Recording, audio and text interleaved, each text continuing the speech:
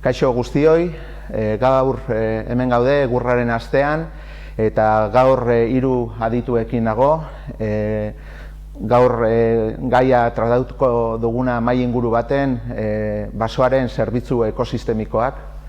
Decía que estoy con tres expertos y hoy trataremos dentro de la Semana de la Madera, en una mesa debate, trataremos lo que son los servicios ecosistémicos del bosque. Conmigo tengo aquí a la izquierda a Gorka Altuna, es asesor técnico de la USE, la Unión de Silvicultores del Sur de Europa. A mi derecha tengo a Carlos Uriagereka, que es jefe de servicios de montes de la Diputación Foral de Vizcaya. Y delante mío está Aitor Onaindia, que es vicepresidente de Basoa Fundazioa. Eskerrik asko, hiruroi. Y bueno, antes de empezar, sí que nos gustaría, antes de empezar con el debate, que bueno, tengo bastantes preguntas y bastantes, es un tema que nos interesa mucho al sector y bueno, lo queremos ver desde diferentes puntos de vista, pero antes de empezar ya a conocer sus opiniones, lo que queremos es poneros un breve vídeo donde resume bastante bien lo que es, además de la temática, es un vídeo que se ha realizado dentro de uno de los proyectos que luego comentaremos y que está ligado con todo esto que estamos hablando de los servicios ecosistémicos. Aitite, ¿para qué queremos nuestros bosques? Pues para producir los árboles, de donde luego sacaremos la madera. Chiquitxu, es un elemento indispensable para construir edificios en los que podemos vivir, estudiar o trabajar y fabricar toda clase de objetos que utilizaremos en nuestro día a día. Además, Chiquitxu, mira qué paisaje tan hermoso tenemos gracias a nuestros bosques, que todos pueden disfrutar y utilizar. Yo recuerdo cuando era pequeño, de la edad que tú tienes ahora, que el paisaje era totalmente diferente. Apenas había árboles, había mucho más labradíos y campas. Como mucho, solo veías argomales. Eso generaba problemas en toda la sociedad. Además de no tener madera, cada vez que llovía, los ríos crecían rápido y mucho más que ahora. Había más riesgo de inundaciones y las aguas no llegaban tan limpias como ahora. Ahora es diferente. Las laderas están más pobladas de árboles. Eso genera un paisaje más diverso y que nos parece más atractivo. Todos estos bosques tan extensos captan las gotas de lluvia cuando llueve. Parte de ese agua se evapora, pero el resto se pasa al suelo. Y ese suelo del bosque filtra y retiene toda el agua de lluvia durante más tiempo. Así lo pueden ir absorbiendo las plantas del bosque para que crezcan y de esta manera poco a poco van pasando a los pozos, a los arroyos, a los ríos. Aitite, ¿y nosotros para qué queremos esa agua? Para recogerla y canalizarla hasta nuestras casas, donde la podemos beber y usar en la cocina. También la utilizamos en muchos momentos de nuestro día a día. Hay que tener en cuenta que muchas plantas y animales viven de ella y gracias a ella. Qué bien que tenemos los bosques, Aitite. Pero cuidado, Chiquitxu, los bosques que tenemos no han venido solos. Han sido el fruto de muchos años de trabajo y gestión en ellos. Los hemos creado y mantenido con nuestro esfuerzo y dedicación. Como cuando sueles venir tú a realizar los trabajos al nuestro. Eso es, Chiquitxu. Si seguimos gestionando los bosques, además de obtener madera, podremos seguir generando un mejor paisaje y unas mejores condiciones para el agua y los ecosistemas compuestos por ella. ¿Me ayudarás tú? Sí.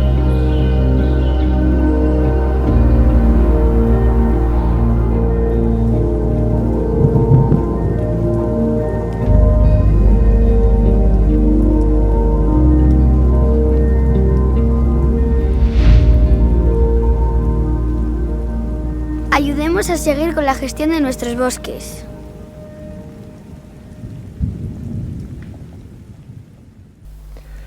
Bueno, y antes de nada, después de haber visto este vídeo, que yo creo que resume, como decía antes, bastante bien lo que es la temática de hoy, sí que me gustaría un poco contextualizar y así que me gustaría preguntarle a Carlos cómo son nuestros propietarios forestales, es decir, un poco cómo es ese perfil más o menos general de ese propietario forestal. Bueno, a nivel del territorio histórico de Vizcaya, tenemos una estructura de la propiedad forestal pues de una forma un poquito atomizada. Así, para tener el dato general de la configuración del territorio, tenemos que más o menos el 75% de la superficie forestal es de propiedad privada y el otro 25% es propiedad pública, tanto ayuntamientos como la Diputación Foral. Dentro de ese 75% de propiedad privada, pues contamos con el propietario forestal tradicional, privado, y de explotaciones de una dimensión, podríamos decir, mediana pequeña. Se trata de pequeñas explotaciones que, si hiciéramos una media de las hectáreas, pues estaríamos entre las 6-7 hectáreas por explotación. Se trata de pequeños propietarios que gestionan sus montes pues de una forma privada, particular, sí con la ayuda y con el asesoramiento de hay una asociación importante a nivel de Vizcaya, la Asociación Forestalistas de Vizcaya, que les da asesoramiento, y luego también con la ayuda de la administración en las partes de inversión y de gestión de esos montes. Podemos decir que sí tenemos una estructura pues de muchos propietarios de pequeña dimensión. Esas serían un poquito pues las características de esas 130.000 hectáreas más o menos arboladas que tenemos en todo Vizcaya. También es importante destacar que de esas 130.000 hectáreas serían unas 100.000 productivas, pues casi del orden de 60.000 hectáreas están certificadas.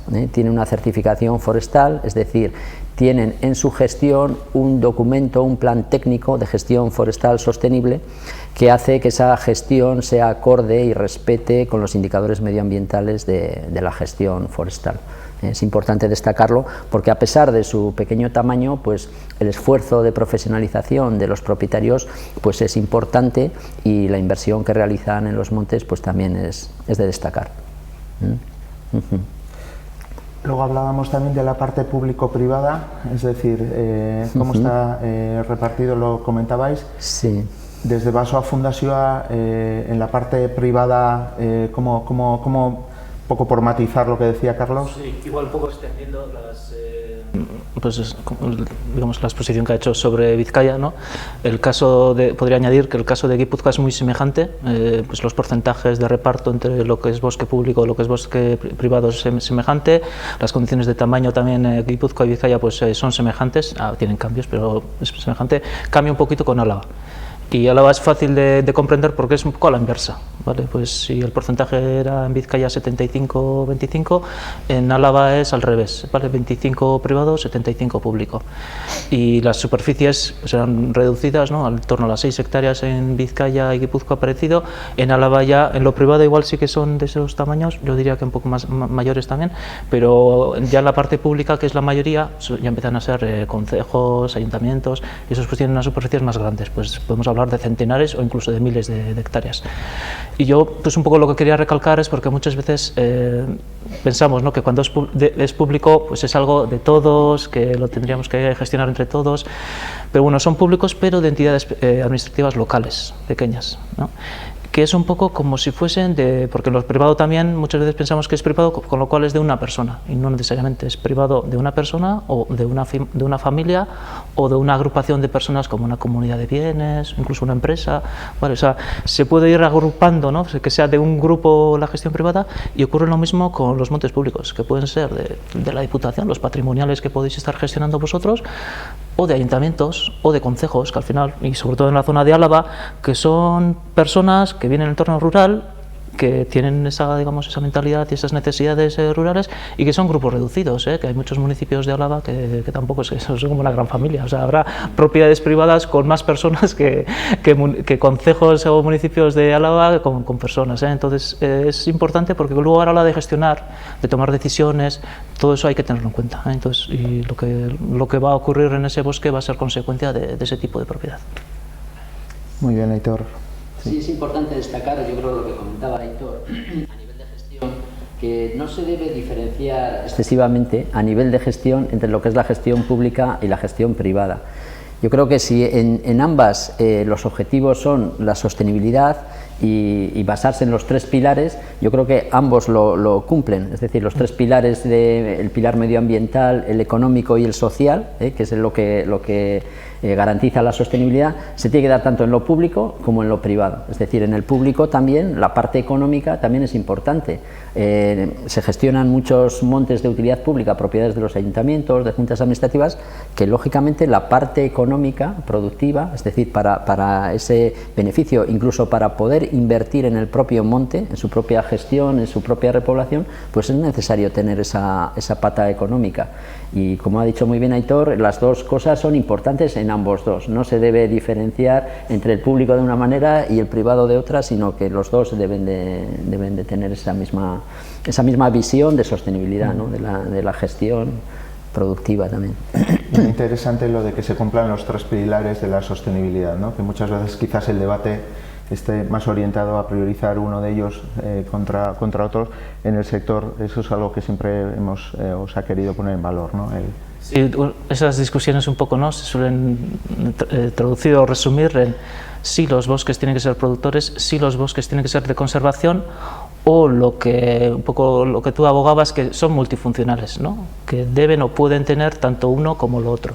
Porque aunque quieras producir, también debes de tener el mínimo de conservar, y aunque quieras conservar, también con ciertas necesidades, que son estas que hemos comentado, de este tipo de propiedades, también deberías de producir, también no necesariamente producir cierta cosa, la madera, ¿no?, lo típico, puedes llegar a pretender producir otras cosas, pero ¿por qué no? O sea, una cosa no debe de quitar la otra. Y Gorka Altuna, como le presentaba anteriormente, que hacen esa labor de representación ya más allá de lo que estábamos hablando del ámbito del País Vasco, de Euskadi. Lo que han comentado Aitor y Carlos, a diferencia es decir, esto es el ámbito del País Vasco, ¿qué perfil, cómo está distribuida esa propiedad en otras regiones a las cuales representáis también del sur de Europa? Sí, bueno, la USE representa las regiones que van desde Portugal, todo el norte de la península ibérica, Euskadi, Navarra y Aquitania, y la verdad que el reparto de la propiedad es similar al que han comentado Carlos y Aitor, ¿no? Ahí predomina la propiedad pequeña, generalmente la media de propiedad por propietario es incluso menor que la que ha comentado Carlos, y eso, bueno, supone o tiene ligados ciertos problemas que son comunes a los que nos podemos encontrar en Euskadi, ¿no? que bueno, son la atomización, la falta de relevo generacional, el cambio de perfil de los propietarios que antes estaban más ligados al mundo rural y ahora pues se encuentran en las ciudades un poco desligados de ese entorno rural y de esa propiedad. Entonces, los esfuerzos que comentaba Carlos sobre que se debe gestionar manteniendo los 3 pilares es algo fundamental. Y saliendo de las regiones que representamos USE, también el centro de Europa, también podemos encontrar una casuística similar. Países referentes en la gestión y en la producción de productos maderables y productos de los bosques, como son Alemania o Austria, también tienen problemas con la atomización de la propiedad y llevan ya muchos años trabajando en figuras como la que ha comentado Aitor, de agrupaciones, ¿no? Entonces, tenemos algunos espejos donde fijarnos, pero bueno, compartimos la casuística que se ha comentado aquí. Muy bien. Hoy nos encontramos en Ingurubide. En esta Semana de la Madera hemos cambiado de formato, hemos pasado de hacer charlas, jornadas presenciales, un poco pues, por la situación actual con el COVID, hemos tenido que pasar a un formato más virtual y hoy estamos en Ingurubide, aquí en Bilbao, donde vemos que es una muestra, sí, que se ve toda la cadena de valor, pero sobre todo lo que se pone en valor son productos de madera ligados a la construcción sostenible, y aquí podemos tener pues, bueno, diferentes ejemplos. Pero hoy veníamos a hablar de no lo que es estos tipos de productos y la madera que se obtiene de esos bosques para la obtención de estos productos, sino de otra cosa, ¿no? Y empezaba en la introducción con el título ese de servicios ecosistémicos del bosque, ¿no? Esta palabra que mucha gente igual no entiende, bueno, ¿qué son los servicios ecosistémicos de un bosque, Aitor? Es una unión entre lo que ocurre en el bosque y el uso que hace el ser humano o la civilización de ese bosque, ¿vale? Entonces, lo que ocurre en el bosque es que hay unas plantas que hacen fotosíntesis y que con todo lo que se deriva de esa realización de la fotosíntesis, se genera un ecosistema porque emite oxígeno, el azúcar que toma esa planta lo utiliza en generar troncos, ramas, hojas, que pueden ser alimento para otros animales, que pueden ser el sostén para otras plantas, tiene una reacción en el suelo a la hora del abono o lo que sea, intercepta la lluvia de la atmósfera, absorbe CO2, emite oxígeno, o sea, ahí ocurren una serie de relaciones que generan también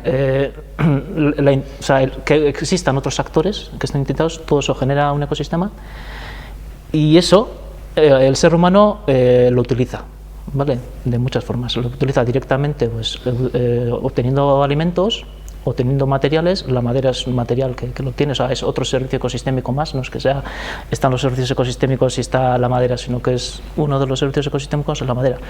Pero también luego tiene otras, digamos, otros productos, otras utilizaciones que son indirectas. Si tú tienes árboles, si tú tienes un bosque, el suelo está fijado y no hay erosión.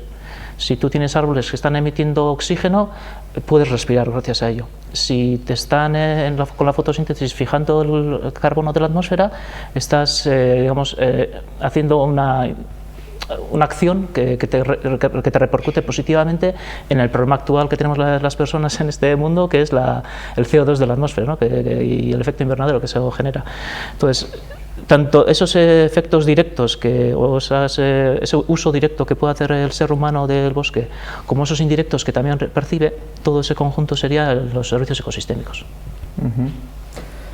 Y bueno, yo aquí eso que has explicado también y que es tan importante, ¿cómo lo estamos trabajando en el proyecto? Es decir, hay proyectos, bueno, los tres expertos y tres personas que estáis aquí, estáis ligados a proyectos que trabajan un poco en los servicios ecosistémicos. Hablarnos un poco de algunos proyectos en concreto, por ejemplo, Carlos. Bueno, sí, actualmente hay un proyecto que es el proyecto Sincere, financiado por la Unión Europea. Bueno, actualmente empezó en el año 2018, era para 4 años, dotado con 4 millones de euros y en el que participan 21 socios a nivel de Europa. O sea, está en la agenda europea un poquito lo que comentaba Aitor Onaindia, que es el valorar esos servicios ecosistémicos. ¿Qué ha ocurrido con los bosques históricamente? Históricamente el bosque ha generado esos beneficios que comenta Aitor a nivel de la historia, pero ¿cómo se mantenía? El bosque, la única producción, el único valor material que el bosque generaba era la madera, era lo único por lo cual se pagaba. ¿Qué ocurre? Que a nivel de Europa se ve que el bosque es más que madera, el bosque provee de todos esos beneficios para la sociedad y esos beneficios de alguna manera deben ser garantizados, deben ser mantenidos en el futuro, con lo cual deben pasar por su valorización económica, es decir, qué es lo que pervive, aquello que la sociedad valora y valora económicamente. Es decir, hablábamos del 75% de propiedad privada, esos propietarios privados invierten en ese bosque que, aparte de beneficiarse de la madera, también proveen de otros servicios, con lo cual en el momento que la continuidad y la sostenibilidad de esos bosques puede estar en cuestión, la rentabilidad de esos bosques es importante, que no solo sea por la parte de la madera, sino por lo que proveen.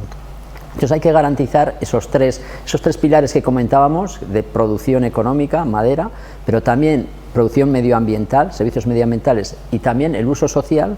Todo eso hay que valorarlo, ¿no?, de alguna manera. Entonces, en la agenda de la Unión Europea existe esa preocupación, y de hecho este proyecto fue aprobado por la Unión Europea en el sentido de buscar formas innovadoras para la valorización de esos servicios ecosistémicos, precisamente. Entonces, lo que se está desarrollando, y en ello también participa la Diputación Foral de Vizcaya como socia en ese proyecto europeo, lo que se está buscando son mecanismos innovadores para implementar esa valorización de la provisión de esos servicios ecosistémicos, de alguna manera, para garantizar que en el futuro se sigan proveyendo. Es decir, en una coyuntura en la que el precio de la madera pueda subir, bajar, el mercado pueda fluctuar, pues que no se deje de invertir en esos montes, es decir, porque también proveen, fijan el CO2, realizan una serie de mejoras medioambientales y son necesarios a nivel no solo de esa producción, sino también de la gestión de todo el territorio. Tenemos que tener en cuenta que en Vizcaya pues casi el 60%, perdón, está forestado. Estamos hablando de mucha extensión de territorio que debe ser gestionado de una forma sostenible.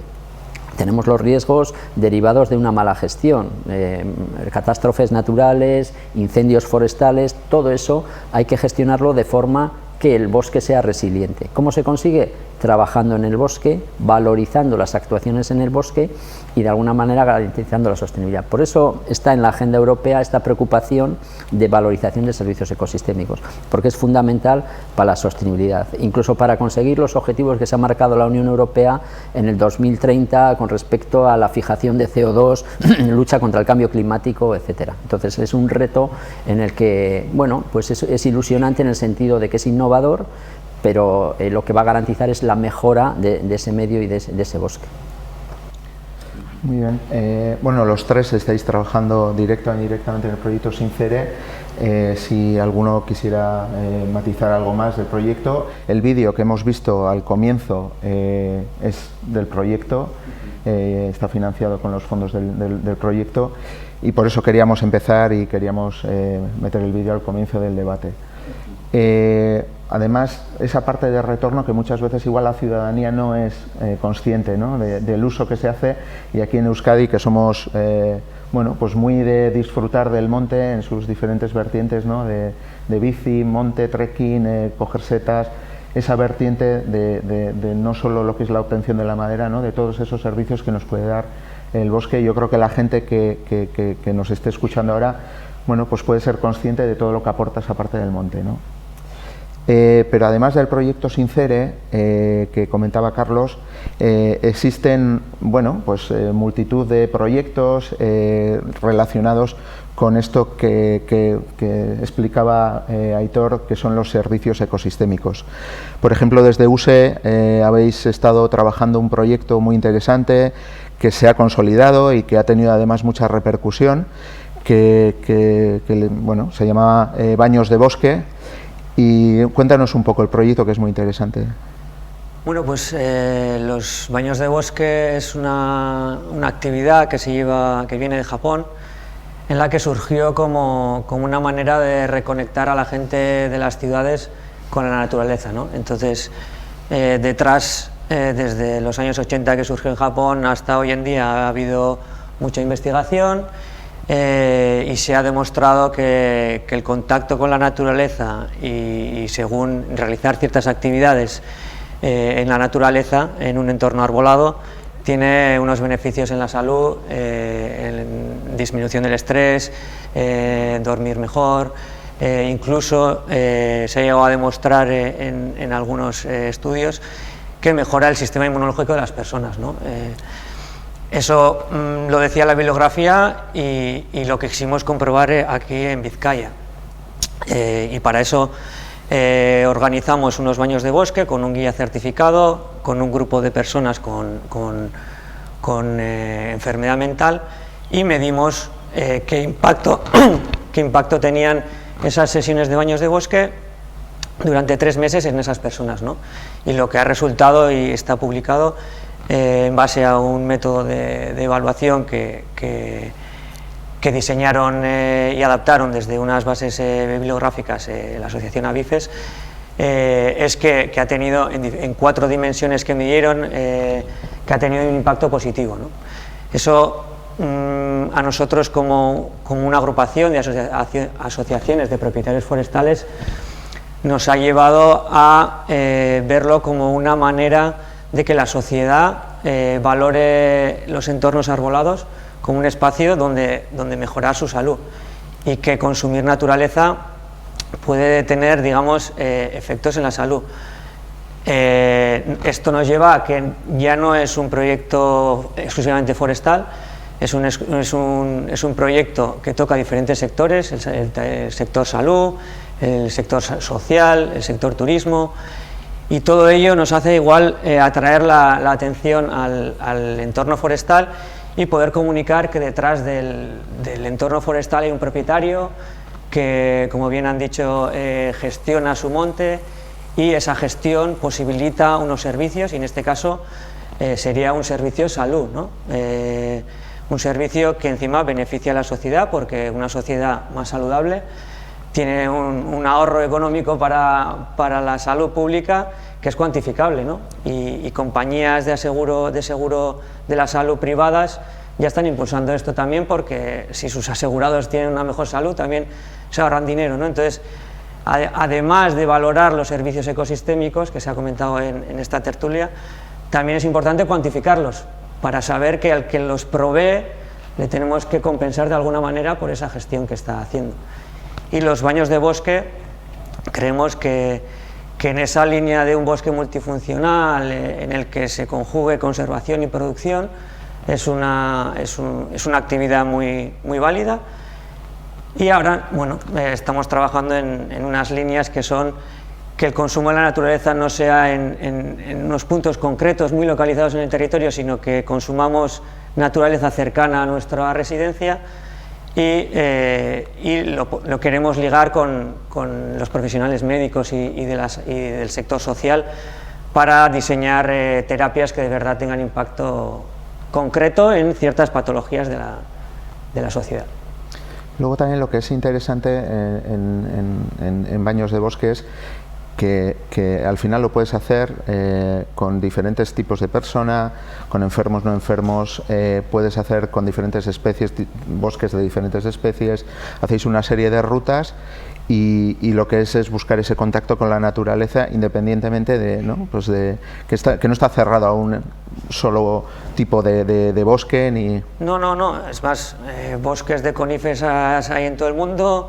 En Japón, de donde vienen, pues principalmente se hacen en bosques de coníferas, pero bueno, lo que en un baño de bosque se busca es un entorno diverso, ¿no? En el que puedas jugar para proponer las actividades que pueden ser en un prado, en un sitio abierto, en un bosque más cerrado, en el que te da juego también por la oscuridad, entonces las especies ayudan a esa diversidad, y sí que hemos trabajado en el proyecto el diseño o la caracterización de bosques en función del grupo de personas y el impacto que querías conseguir en esas personas, ¿no?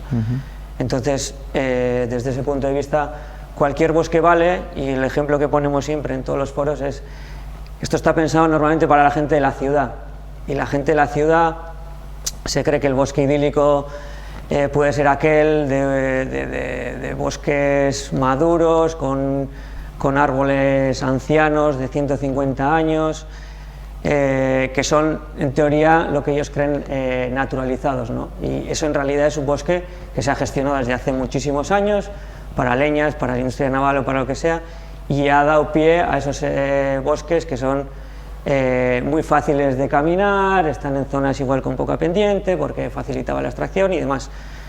Y la gente de la ciudad valora eso.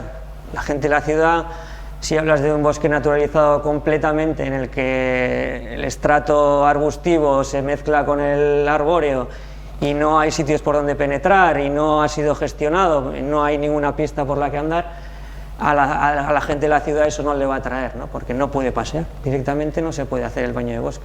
Entonces es una manera de gestionarlo en ese objetivo multifuncional que queremos buscarle a algunos bosques.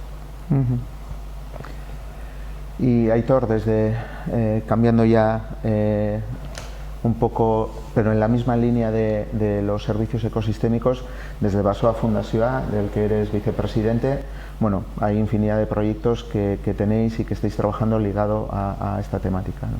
Sí, claro. Por ejemplo, tomamos parte nosotros también en Sincere, ¿no? Sincere, de todo el abanico de posibilidades que ofrecen este ecosistema en concreto, ¿vale? Porque también quería aclarar que los servicios ecosistémicos no son propios y exclusivos de los bosques, sino que son propios y exclusivos de los ecosistemas, que vamos, que es, en fin, en el planeta Tierra, pues todos los que hay. Entonces, de todos los que el bosque como ecosistema podría llegar a ofrecer, dentro del Sincere lo que se hizo fue como un debate interno de todos los que había, cuáles podrían llegar a ser interesantes y tal, y se ha centrado luego el proyecto en dos de ellos, ¿vale? Paisaje y agua, ¿no? Un poco se ha ido a trabajar eso. Nosotros lo que intentamos es, pues bueno, Claro, no es un proyecto concreto con un margen temporal muy estrecho, sino que como nuestro trabajo es en un principio infinito, pues intentamos atacar a todos los diferentes puntos, y así nos han salido pues temas directos que van con cosas de setas, temas que van indirectamente con temas de fijación del carbono, temas indirectos también un poco que van con temas de biodiversidad. O sea, hemos tenido proyectos que han ido a diferentes servicios, enfocados a diferentes servicios. Y hay un servicio que generalmente pasa un poquito por alto, que Gorka ya lo ha comentado un poco, y es el aporte sociocultural que ofrecen los bosques en la sociedad, ¿vale? Y que eso nosotros lo trabajamos, digamos, de una forma horizontal, y es que en todos los proyectos que realizamos nosotros lo tenemos inmerso, ¿vale? Lo tenemos en cuenta. Y para mí un buen ejemplo de ello podría ser precisamente el proyecto Sincere, porque uno de los miembros que participan en el proyecto Sincere es la asociación cultural de la zona donde se va a implantar, de Berriatúa. Vale, entonces, la asociación Coicolau, una asociación cultural de ese municipio que se interesa por temas arqueológicos, por temas de cultura como la danza, como la euskera y tal, también tiene un interés por lo que es la gestión forestal, ¿vale? Porque Berriatúa, donde se implanta, es una de los municipios de Euskadi con forestal, que la gestión forestal está inmersa en su ADN, vamos a decir. Y con, bueno, pues, con las problemáticas que hay últimamente y con lo que están viendo, pues, tanto con los propietarios como con el paisaje, están preocupados, y digamos, es un elemento que hay que considerar para llevar a cabo este tipo de proyectos con ellos y para ellos, ¿vale? Es importante. Yo creo que es muy importante lo que comentas, porque el tema que es uno de los objetivos también del proyecto Sincere, que es la concienciación de la sociedad con respecto a estos valores, ¿no? Porque lo que hemos comentado, la economía marca el devenir de las cosas, ¿no? Se planta para obtener una economía, pero aquello que no se valora pues se queda sin gestionar y sin hacer. Entonces es importante, por eso el proyecto Sincere, que coge uno de los servicios ecosistémicos, es innovador en el sentido de que tiene que concienciar a la sociedad, a esa sociedad urbana, a esa sociedad que conformamos todos, que los servicios que se proveen, de alguna manera, directa o indirectamente, deben ser pagados o deben ser valorados y deben ser abonados para poder garantizar esa continuidad, ¿no? Y yo creo que uno de los aspectos importantes es el concienciar a las personas de que esa gestión pues se debe de valorar, y no solo la provisión de la madera, no solo la madera, sino el resto también de servicios, ¿no?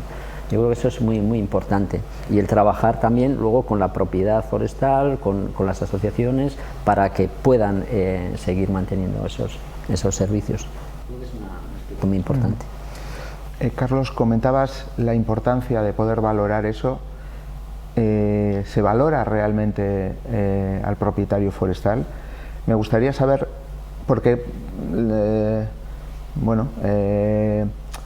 siempre hemos creído que, y lo estamos viendo ahora en estos momentos en los que se está poniendo en valor toda la parte de sostenibilidad, hay mercados que ya apuestan directamente a sostenibilidad, imagen, todo sostenible, son términos muy manidos, y es verdad que los productos que se obtienen del bosque, como la madera, tienen muy buena imagen.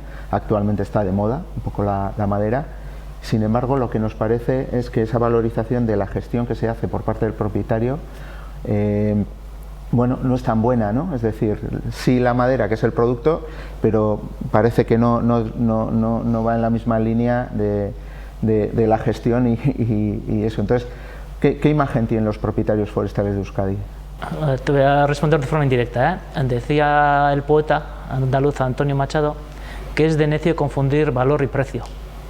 Y es un poquito lo que ocurre, ¿vale? O sea, si preguntas, ¿se valora, la sociedad valora los servicios ecosistémicos? Cada vez más, sería la respuesta. Antiguamente, hace 200, 300 años, la gente veía el bosque como un simple sumidero de madera, ¿vale? Era de donde sacaba materia y energía. Todo lo demás que ocurría, entonces también había fotosíntesis, entonces también era un ecosistema, entonces también había servicios ecosistémicos, venía porque venía, pero no se tenía eso en valor. Hoy en día, más que nunca, se valora el paisaje más que nunca, se valora la fijación de carbono más que nunca, se valora el oxígeno que emiten más que nunca, las setas que se puedan recoger ahí más que nunca, el control de la erosión más que nunca, pero se aprecia menos que nunca, ¿vale? O sea, en la sociedad, un poco tú hablabas, ¿no? La sociedad urbana, la forma de ver que tiene el bosque y en consecuencia la forma de ver que tiene su gestión queda un poquito, yo creo que emborronada, ¿no?, por el desconocimiento que tiene y por las ilusiones que se llegan a hacer, y ahí es cuando se generan los conflictos, ¿no?, de cómo lo nivelamos para que lo que uno desee y valora, la otra parte también se la puede ofrecer de una forma equilibrada. Y ahí es cuando tenemos problemas, porque al final lo que ocurre es que se pide lo que se ofrece, pero se pide de mala forma, diría yo, ¿vale?, pensando que lo que se le está dando está mal hecho o viene mal hecho, y ahí es un poco, pues, yo creo que todos los que estamos hoy aquí, pues lo que estamos un poquito tratando de cambiarlo, ¿no?, y de corregirlo. Hay un riesgo en ese sentido de esa, también lo que se comentaba, ¿no?, de ese relevo generacional, esa titularidad de edad avanzada, de un sector atomizado, que tiene muchas problemáticas, de coyunturas económicas, de precio, necesidad de invertir a largo plazo, cuando hoy en día todos vivimos día a día y es difícil hacer previsiones e inversiones a largo plazo. Entonces hay una serie de dificultades que ponen en cuestión la sostenibilidad, ¿no?, esa necesidad de que el propietario forestal pues se encuentre arropado, invierta, esté en un área de confort en el cual pueda seguir garantizando esos servicios ecosistémicos. Entonces esa es la parte que todos estos proyectos, todas estas iniciativas tienden a aportar, ¿no?, de alguna manera garantizar esa continuidad. Porque está claro que los servicios y la mejora es evidente en base a lo que se ha comentado, en temas de salud, en temas de ocio, en temas medioambientales, en la propia sostenibilidad del medio físico, ¿no? Entonces es una necesidad, o sea, ya no es una opción de decir, bueno, hay que apoyar, no, es una necesidad para tener un territorio bien gestionado. Entonces, en ese sentido hay dificultades, pero tampoco querría incidir en la parte pesimista o negativa, pero hay también parte optimista y potencialidades. Tenemos en nuestro territorio, tenemos un muy buen territorio para la producción de la madera, está totalmente contrastado, unas temperaturas medias, una precipitación elevada, tenemos las condiciones idóneas para crecimientos importantes de la madera, nuestros bosques se ven crecer, es decir, cuando se plantan, no estamos en el norte de Europa donde los crecimientos son mucho más inferiores, el ciclo vegetativo es más corto, aquí tenemos unas buenas condiciones, tenemos también por así decirlo, una buena historia forestal en el sentido de conocimiento. Nuestros baserritarras han trabajado el monte y lo conocen muy bien, especies que se han adaptado bastante bien, asociaciones y centros y una administración también cercana, que ha trabajado también con los propietarios ayudando a configurar esa estructura. Entonces tenemos, yo creo que potencialidades para poder seguir aportando eso, seguir haciendo ese apoyo y esa ayuda y garantizando esa transferencia y esa sostenibilidad a futuro. Las dificultades están ahí, pero también las posibilidades con optimismo de poder llevar las cosas adelante, ¿no? Yo quisiera añadir que desde luego somos un país forestal y la sociedad valora, y más ahora en época de COVID, ¿no?, el disfrutar de un entorno verde saludable y bien gestionado, pero nos falta un poquito lo que en el norte de Europa está más integrado en la sociedad, ¿no?, que es valorar toda la cadena de valor y valorar desde un principio al propietario forestal y toda la gestión y todo el trabajo que tiene tener un producto de madera, tener un monte bien gestionado, sano, que dé todos los servicios ecosistémicos, ¿no? Entonces sí que tenemos ahí un trabajo en el aspecto educacional, de comunicación o en varios aspectos, para que el prestigiar la actividad forestal y la cadena de valor consiga llegar a los países, digamos, del norte donde la propiedad forestal y la actividad forestal tiene un gran prestigio, como son los países referentes de Suecia, Alemania, Austria, donde los trabajos forestales tienen un prestigio que aquí no han conseguido, a pesar de que se hacen muy bien, se llevan muchos años haciéndolo y encima nos proveen de muchos servicios ecosistémicos, ¿no? Es muy interesante la reflexión, porque pueden salir estudios como el del BC3, lo que puede aportar el pino radiata en cuanto a oxígeno, que eso se mide, y y ya se ha hecho un estudio, pero es cierto que bueno, pues parece que choca un poco en la mentalidad de que es sostenible y que no, ¿no? Y Aitor, puede ser porque igual la ciudadanía en general tiene un concepto de lo que es el bosque euskaldún originario que está muy lejos de la realidad, porque a finales del siglo XIX, como se ve en el vídeo, apenas teníamos bosque, pero todavía ha habido incluso gente que pensaba que bueno, pues las especies productivas que vinieron de fuera vinieron a sustituir el roble autóctono. Ese tipo de creencias están muy metidas en la ciudadanía, ¿no? Yo creo.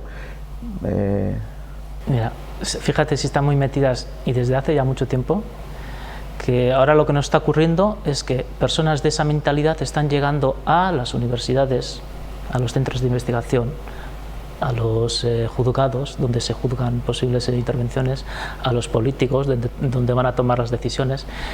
Entonces, estamos teniendo ahora mismo gente que está tomando decisiones con esa forma de ver las cosas, y con esa forma de ver las cosas se pueden incluso hacer estudios científicos.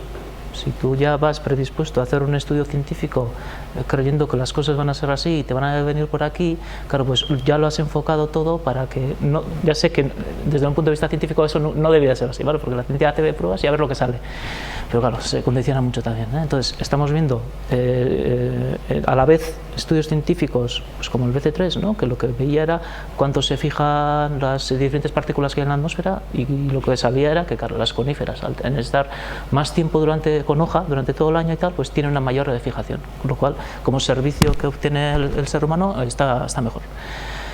Pero también se están haciendo estudios científicos que están dando digamos, resultados negativos con respecto a la gestión forestal, y le dan mucha importancia a eso, le dan mucha divulgación a eso y tapan todos estos información que también es científica que están teniendo.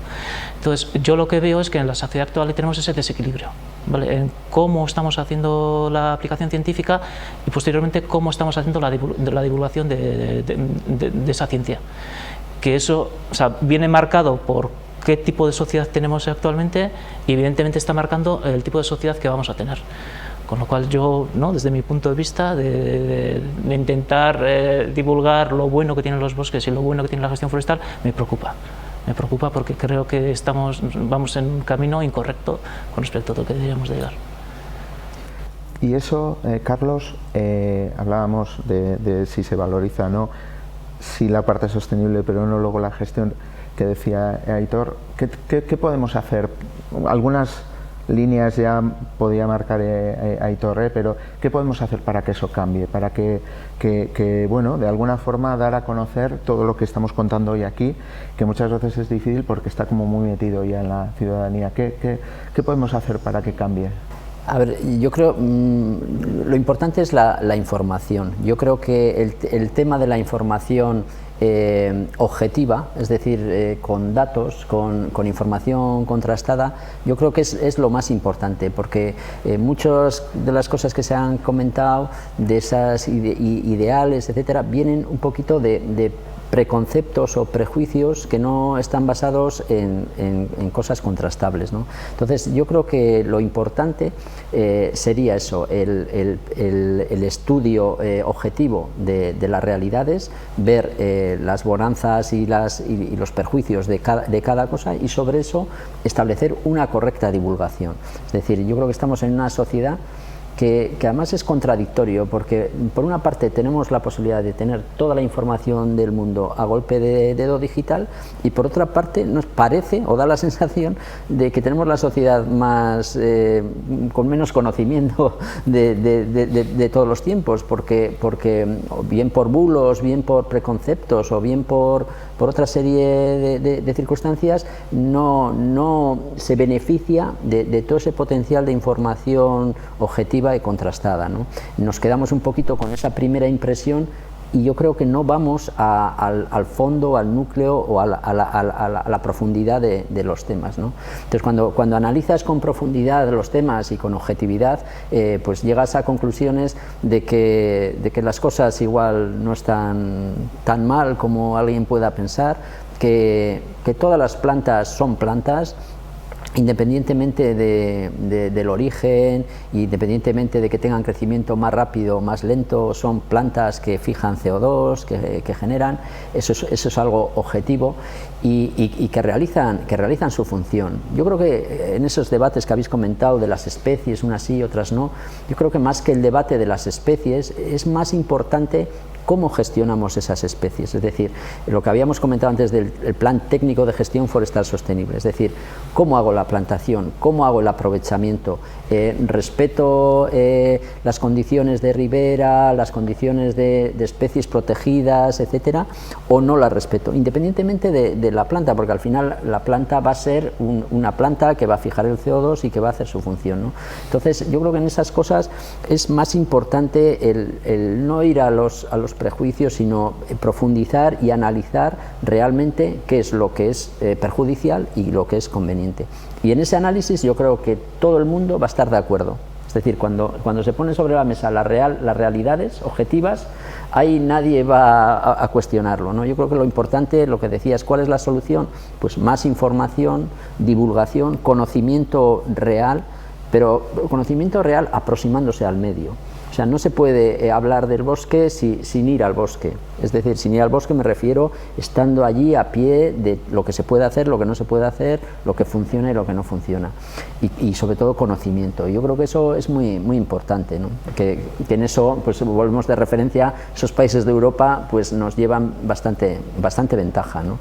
Bastante ventaja. Y sobre todo valoran sus recursos. Es decir, esta sociedad se está alejando del mundo forestal, pero tenemos un territorio y un país eminentemente forestal, en superficie, en cultura, en trabajo, que lo ha sido siempre. Entonces sí que tiene que haber ese retorno a sobre todo a valorar nuestro recurso, ¿no? Nuestro recurso en madera, nuestro recurso en esa provisión de ese material sostenible, esa función ecológica de los bosques. Yo creo que la sociedad tiene que ponerse a una con esos propietarios forestales, con toda esa actividad forestal. Yo creo que eso es lo que se tiene que llegar a divulgar y a comunicar, y a que la gente lo tiene que visualizar, ¿no? Yo creo que esa es una de los retos. Un apunte en ese aspecto. Yo creo que socialmente, digo, cada uno haremos las cosas de forma diferente, pero genéricamente y en la sociedad se está haciendo especial hincapié en la gestión. Cuando yo creo que lo que se tendría que hacer es a la inversa. Habría que hacer un especial hincapié en el consumo, porque la gestión es resultante del consumo, ¿vale? Si nosotros queremos consumir madera, por así decirlo, barata, ¿no?, a unos precios muy ajustados, claro, no nos podemos extender con especies que necesitan 200 años para producir la misma cantidad de madera para ofrecer una misma función en una estructura de madera, ¿no? Lo podríamos hacer, pero tendría unos costes económicos forzosamente mayores. Claro, si la sociedad no consume ese tipo de madera y pretende consumir otro tipo de madera, evidentemente la gestión tendrá que ser la que le ofrezca ese tipo de madera. Y es un poco lo que ocurre. O sea, como consumimos naturaleza, como decías tú, pero la consumimos de determinada manera, ¿no? Queremos ir a hacer baños de bosque, pero no somos conscientes de que eso necesita una compensación para que nos ofrezca ese sitio. Pues claro, el ofrecimiento de los baños de bosque de momento está como está.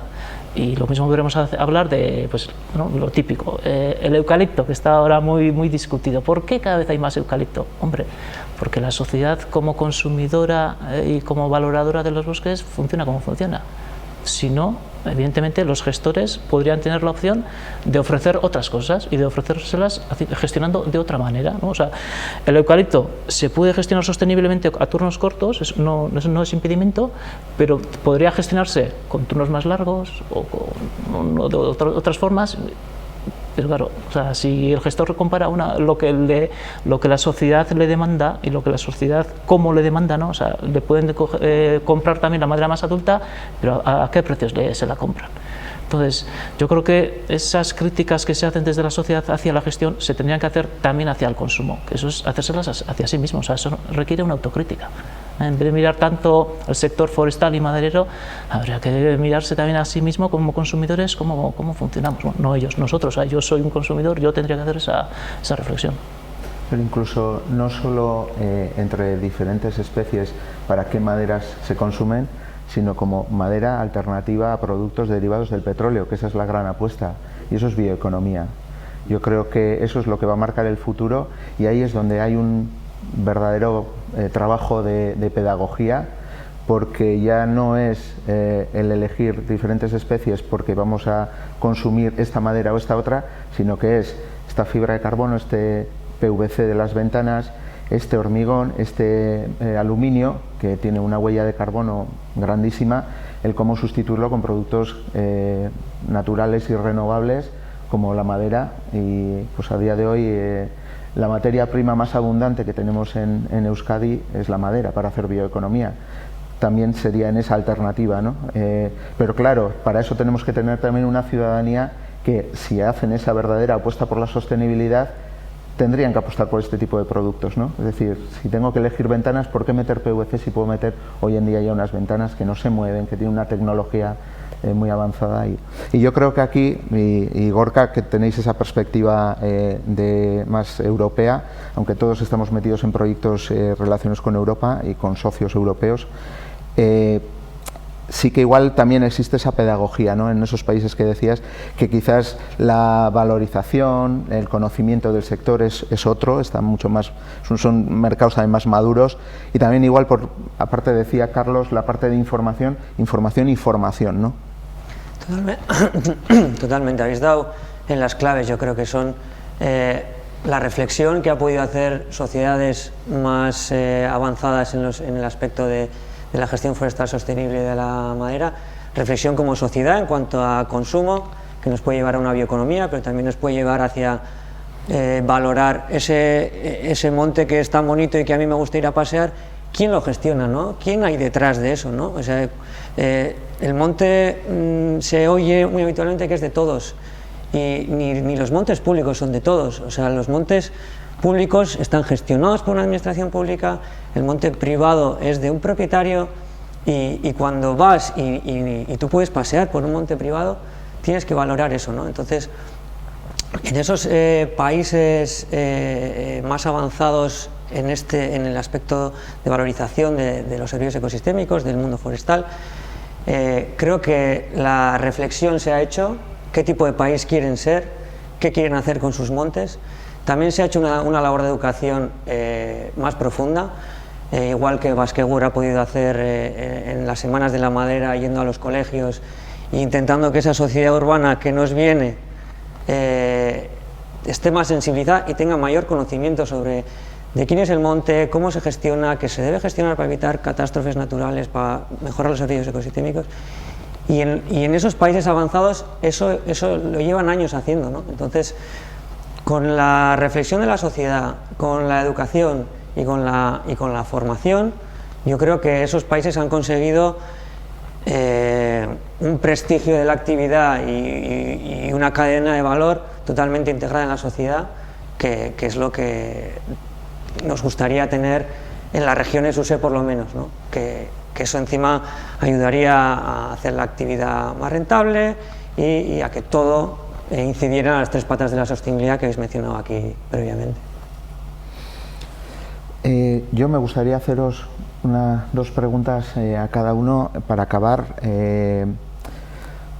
Es decir, después de todo lo que hemos comentado, me gustaría que pudiéramos mandarles dos mensajes. ¿Qué mensaje mandaríais, por una parte, a los ciudadanos, en función de lo que hemos comentado?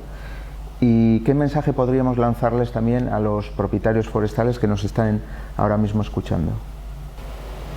Bueno, pues a la sociedad cada vez más urbanizada yo les pediría que piensen en verde y que para eso consuman verde y que lo consuman con aprecio, ¿vale? No solo valorándolo, sino apreciándolo, ¿vale? O sea, poniendo las cosas a un precio que no necesariamente es pagar dinero, sino que haya un intercambio de favores o lo que sea.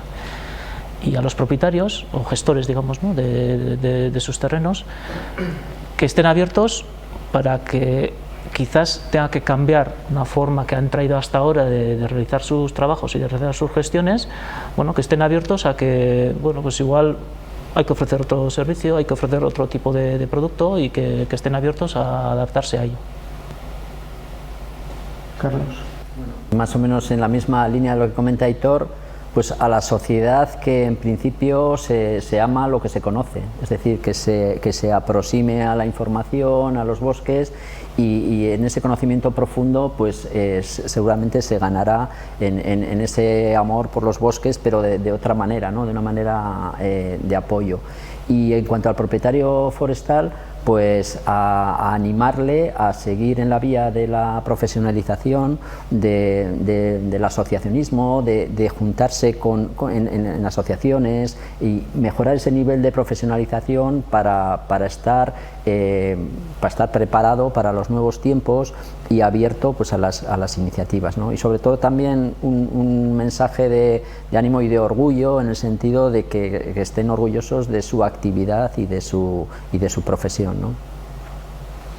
Bueno, y por no repetirme a la sociedad, bueno, sí que le pediría que mire a su alrededor, ¿no? Que seguro que tiene gente cerca, o ha tenido en el pasado gente que ha trabajado el monte, y que mire cerca de su casa, que seguro que tiene sitios que tienen un valor natural y unos servicios que los ha dado por hecho toda la vida y que nunca se ha dado cuenta que los tiene por una razón, ¿no? Y a los propietarios les animo, porque sé que es una actividad difícil.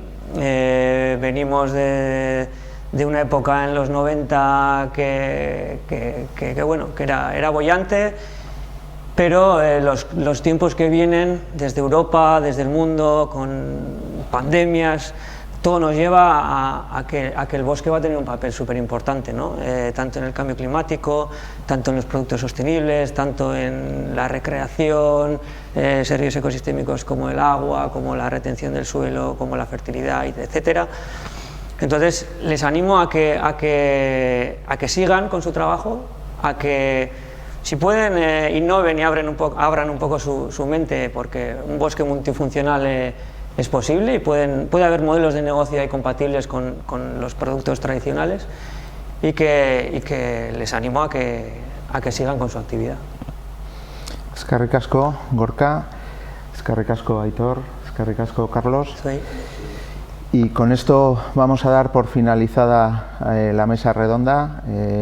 Espero que haya sido del interés de todos. Desde Baskegur queremos agradecer a la gente de Ingurubide por dejarnos hoy estar en este stand, animar a todo el mundo que nos esté escuchando y viendo que se acerquen a Ingurubide. Van a poder conocer muchos productos, soluciones constructivas ligadas a lo que es la construcción sostenible. Y bueno, pues aquí también tenemos nosotros un stand que podéis conocer siempre que vengáis. Os seguimos también animando a participar en otras acciones y jornadas que estamos haciendo online en esta Semana de la Madera. Y nada, eskerrik asko guztioi.